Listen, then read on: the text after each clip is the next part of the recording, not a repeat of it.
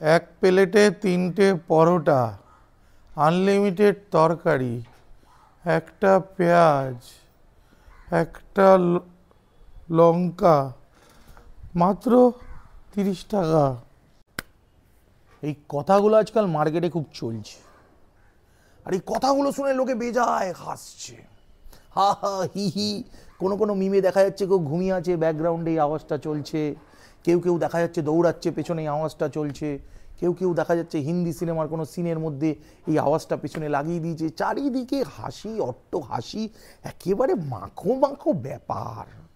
খুব আনন্দে, লোকে আনন্দে সাগরে ভেসে যাচ্ছে, আর বারবার বলছে এক প্লেটে 3টে পরোটা, এই আনলিমিটেড তরকারি, একখানা আপেলের মতন পেঁয়াজ, আর একখানা শশার মতন লঙ্কা। হ্যাঁ, এটা শশা, এটার কথায় পরে আসবো।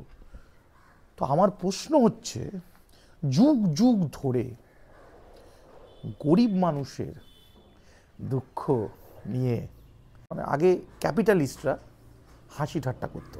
সমাজ এখন বদলেছে, এখন মধ্যবিত্ত সমাজই ক্যাপিটালিস্ট হয়ে গেছে।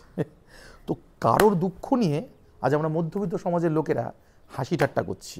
আর যদি পিন পয়েন্ট করে বলতে হয় কারা এক্স্যাক্টলি এই কমেন্টগুলো করছে আর হাসি ঠাট্টা, এই একটা মানুষের রাত্রি 3:30 উঠে ট্রেনে কষ্ট করে কলকাতায় এসে পরোটা বেচার কাজটাকে খাটো করে দেখে বিছানায় শুয়ে হাসছে, তাদের কয়েকজনের সঙ্গে একটু পরিচয় করি। এক প্লেটে 3টে পরোটা, আনলিমিটেড তরকারি, রাত্রি 3:30 ট্রেনে উঠবো, সকালে 400 খানা পরোটা বেচবো।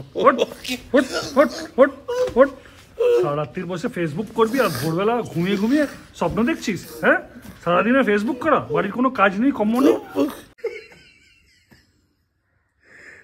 রাত্রি 12:30টার সময় উঠে নাকি এরা পরোটা তৈরি করে, আবার 3:30 ট্রেন ধরে, আবার সকালবেলা এখানে এসে বিক্রি করে।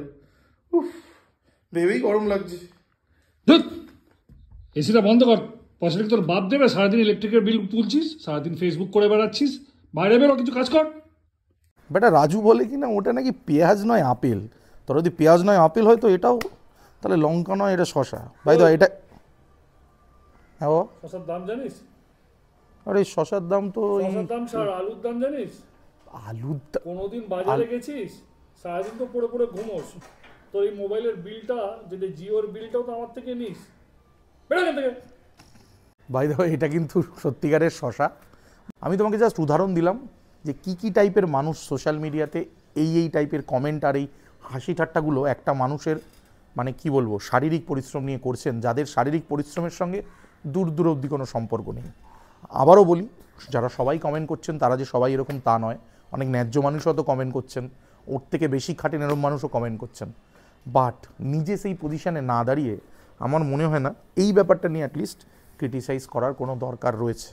প্রথম কথা, আমি আমার কথা বলতে পারি, রাত্রি 3:30 উঠে আমি ট্রেনে করে কোনো জায়গায় গিয়ে ওই কাজটা করতে পারবো না, আমার দ্বারা হবে না। সবাই নিজের নিজের মতন করে কষ্ট করে, কারোর কষ্ট ছোট না আর কারোর কষ্ট বড় না। কিন্তু কোনো মানুষের এইরকম কষ্ট, বিশেষ করে পিছিয়ে পড়া, আর্থিকভাবে পিছিয়ে পড়া শ্রেণীর মানুষের এরকম কষ্ট নিয়ে হাসি ঠাট্টা করার কারণেই কিন্তু সমাজে কিন্তু একটা রাজনৈতিক শ্রেণীবিন্যাস তৈরি হয়েছিল। এবং কমিউনিজমের শুরুর দিকের গল্প থেকে জানা যায় যে এই কারণেই হয়তো যারা সশস্ত্র কমিউনিজমে বিশ্বাসী ছিলেন তাদের মধ্যে অনেকেই হাতে অস্ত্র তুলে নিয়েছিলেন, বিকজ তখনও গরিবের ট্র্যাজেডি ক্যাপিটালিস্টদের কমেডি হয়ে উঠেছিল। যারা এই যাদেরকে দেখালাম এরকম বা এদের থেকেও এক কাঠি ওপরে মা খাইয়ে দিচ্ছে, মানে আর কি লালু ভুলু লুলু ভুলু, তারা বাবার থেকে জিও রিচার্জ নিয়ে কমেন্ট করতে থাকুন। যারা ভিডিও করছে তাদের পয়সা বাড়বে, রাজুও এখন ভিডিও করছে, ওর পয়সা বাড়বে। আর তারপর ভিডিও করা বন্ধ হয়ে গেলো তো এমনি বিক্রি করছে, সেখান থেকে যা পয়সা পাওয়ার পাবে। যে খাটতে পারে সে কিছু না কিছু খেটে কামিয়ে নেবে, যে খাটতে পারে না সে শুধু দাদা সমালোচনা করেই রয়ে যাবে সারা জীবন, করতে কিছুই পারবে না।